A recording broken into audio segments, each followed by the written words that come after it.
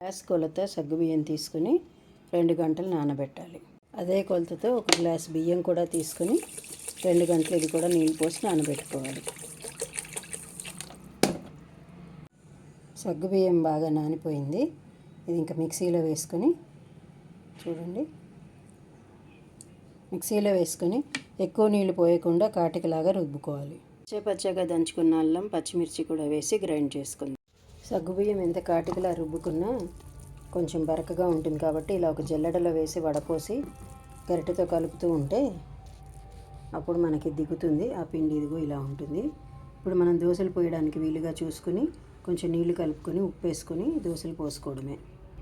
అలాగని ఈ పైన వచ్చిన దాన్ని మనం ఏం పడేయక్కర్లేదు. దీనిలో కొంచెం పొడి బియ్య పిండి కలుపుకొని వడల్లా వేసుకోవచ్చు. అది కూడా తర్వాత చూపిస్తాను. పెరుగు వేసి చక్కగా కలుపుకోవాలి. ఇలా కొద్దిగా మందంగా వేసుకొని చుట్టూ నూనె చిలకరించుకొని మూత పెట్టాలి. కొంచెం వేడెక్కాక ఈ రంగులో వచ్చేస్తాయి దోశలు. అల్లం పచ్చడితో తింటే